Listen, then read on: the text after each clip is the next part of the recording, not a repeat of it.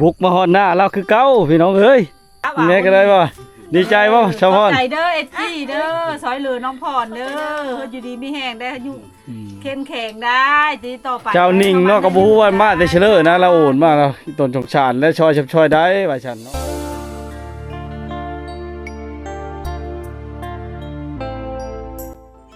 ครับทักทายสวัสดียามเช้านะพี่ทุกคนนะวิดีโอนี้เฮาก็เดินทางไปมอบเงินให้น้องพรกับแม่เล่านะ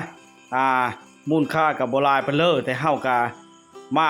ว่านนี้มันฮอดค่ำทุกคนเฮาก็เลยเดินทางไปแต่เช้าๆเนาะเฮาอ้อแต่บ้านพักอยู่บ้านแกวิไลทุกคนจุๆว่างๆเนาะเดินทางมุ่งหน้าจากบ้านแกวิไลไปชูบ้านในก็บ่ไกลปานเลอพี่น้องประมาณ2กิโลเมตรหรือ3กิโลนี่นะและจักสิทันหรือบ่เนาะเฮาสิไปมอบเงินให้น้องพรกับแม่น้องพรน้องนิ่งเนาะสาวนิ่งโอนมาเนาะโอนมาใช้บัญชีคอยเองข้อยก็เลยเอาไปให้เขาเฮ็ดในเลิศมันถึงมันสิบ่หลายปานเลอแต่เขาก็ช่วยด้วยใจพี่น้องเฮาก็ช่วยด้วยใจคือกันเนาะน้องพรคนพิการแต่เกิดพี่น้องเอ้ยอยู่บ้านนาเอะเมืองวิลาบุรีแข่งชนเขตเนาะตอนนี้เฮากำลังมุ่งหน้าเข้าบ้านนาเอะได้ข้ามขู่เช่น้อยทุกคนเอ้ยนี่แหละคือบรรยากาศในยามเช้าๆนะเช่นทางก็มีทางแดงได้ก็เป็นทางยางเนาะซับปนกันไปนี่แหละคือบ้านน้องพรพี่น้องเอ้ยมาแล้วจะกงกันข้ามกระทงหน้านี่แหละอยู่ทางเบื้องขวาทุกคนเฮิดเล่าเนาะผู้เลือไปบ่ฮอดจอดบ่ทึกทักหาคอยเองก็ได้เด้อพี่น้องเด้อผู้เลือจะมาซอยลือโดยตัวเองก็มาโลดพี่น้องเอ้ยพิการแต่เกิดเนาะแต่ก็ยิ้มล่าเริงให้กำลังใจคือว่าแหละเพื่อนมนุษย์ด้วยกันทุกคนเลยเฮาก็เดินทางมาเมื่อวานนี่นะแต่มันค่ำเลยก็เลยเอามามื้อเช้า7:00 ปลายกว่าๆนะทุกคนนะเดินทางมานี่แหละบรรยากาศเนาะใครแต่ฝนบ่ตกโชคดีได้มื้อนี้นะทุกคนเลยฝนบ่ตกเนาะก็เฮ็ดหนทางก็คล้ายๆแน่นะขนาดโทรหาแม่เล่าเนาะแต่เล่าก็บ่รับจักเธอทุกคนเลยน่าจะเล่าสิกำลังไปหน้าบ่เรื่องอะไรจักสิพบพอหรือบ่คันบ่พบพอก็นำไปฮอดหน้าอีกนะทุกคนนะตามเคยบุกฮอดหน้าน้องพรเช่นเก่าเช่นเคยเนาะมาฮอดแล้วทุกคนมาฮอดเฮิดเรานี่แหละอยู่ทางเบื้องขวาเลยเฮิดเรานี่ทุกคนเลยเฮิดหลังบ่ได้ใหญ่นะพี่น้องดิเฮิดเราแล้วนี่อยู่ช้ำเอิ้นหากระชะม้อยทุกคนเลยถามเฮิดไกลบ่ไปหน้าอีกแล้วนะเพราะว่าเขาแก้เสรถไถไปน้องพรอยู่ผู้เดียวมันก็ยุ่งยากเนาะคือว้าวนั่นแหละจำเป็นแม่เราต้องได้เอาไปนำทุกคนที่พึ่งน้องพรก็คือแม่เล่านะ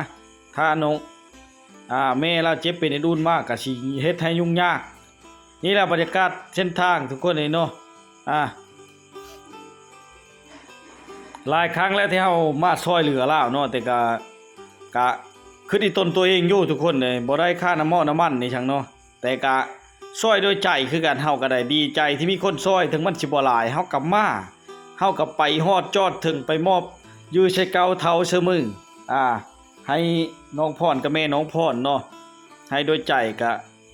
ก็ดีใจน้ำเพิ่นถึงมันสิบ่หลายปะเลอเนาะช่วยกันเทอละเล็กเทอละน้อยช่วยกันคนละไม้คนละมือพี่น้องเอ้ยคือว้าวนั่นแหละผู้เลิกก็บ่เยอะมันเป็นผู้เลิกก็บ่เยอะมันเกิดแต่มันเป็นมาแล้วก็ต้องช่วยเหลือกันนี่แหละเพิ่นมนุษย์นำกันเนาะนี่แหละช่องภาคกลางก็จะเต็มไปด้วยทุ่งหน้าพี่น้องเนาะเต็มไปด้วยทุ่งหน้าแล้วก็ผ่านป่าดงป้าโนไหมกะซะป้าซานะพี่น้องป้าซาในบ้านนี่แหละเนาะได้แต่ก็มีไต้ขัวแน่ต่อไปก็จะได้บุกขี้ตุ่มบุกน้ำไปพร้อมได้ทางไปหน้าเราเลยทุกคนเนี่ยทางไปหน้าขึ้นป้าขึ้นดงเฮ้ยอันนี้ยังไข่แล้วพ่อไปได้เพราะว่าชาวบ้านเขาเจ้าเก็บเงินกันถมดินไปนำแปลงไปนำนาในไกลยี่ห้อฤดูฝนนะทุกคนเลยเฮ็ดทางมันก็ใครแน่พอไปพอมาได้ก็สะดวกสบายไปอีกแบบนึงเนาะเข้าก็กำลังเริ่มหักกระดำแล้วไม่ไหมนะบางคนก็บ่ทันแล้วอยู่ทุกคนเลยขี้ตุ่มจมไปยักทางลีเลยนะทุกคนนะมันจุอันพื้นรถเนาะกองรถเฮ็ดรถบืนรถอย่างยากถ้าบ่ได้ตีน้ำแล้วก็ยุ่งยากไปรถจักรมอเตอร์ไซค์นี่ก็ได้เนาะ อัปเดตแล้วอัปเดตอีกทางไปหน้าเรานี่ก็ได้พี่น้องเอ้ยเนาะคือบรรยากาศนี่แหละเนาะทางไปหน้าน้องพรคนพิการแต่กำเนิดพิการแต่เกิดเนาะมาเห็นกันนายดูตนสงสารพี่น้องเอ้ยเพื่อเห็นคลิปนี้ก็กดไลค์กดแชร์ฝากเป็นกำลังเจอเขาแน่เนาะทั้ง YouTube กับแฟนเพจทุกคนเลยวงคนไทยบ้านเนาะว่าแล้วว่าอีกลุยต่อไปพี่น้องเอ้ยลุยโบกลุยตมเช่นทางชนบทเฮาแบบนี้แหละไปทางใดก็ต้องเป็นอันนี้ได้ถ้าฤดูฝนกับเต็มแต่ขี้ตมแล้วก็น้ำทุกคนเนาะเฮาก็ได้ย่างต่ออีกมาฮอดกันย่างเช่นเคยรถไปฮอดย่างก็ประมาณ200 ปลายเมตรนะทุกคนนะเนาะแต่วันนี้บ่มีของฝากของต้อนน้องเลยว่าเฮาก็หลายครั้งแล้วที่เฮาเดินทางมาเงินมันก็บ่หลายเนาะแล้วก็บ่ได้ค่าน้ำมันรถอีกจังหลายครั้งก็หมดไปหลายถึงจะเชียร์เวลาหลายเที่ยวแต่เฮาก็ได้ช่วยเหลือสังคมทุกคน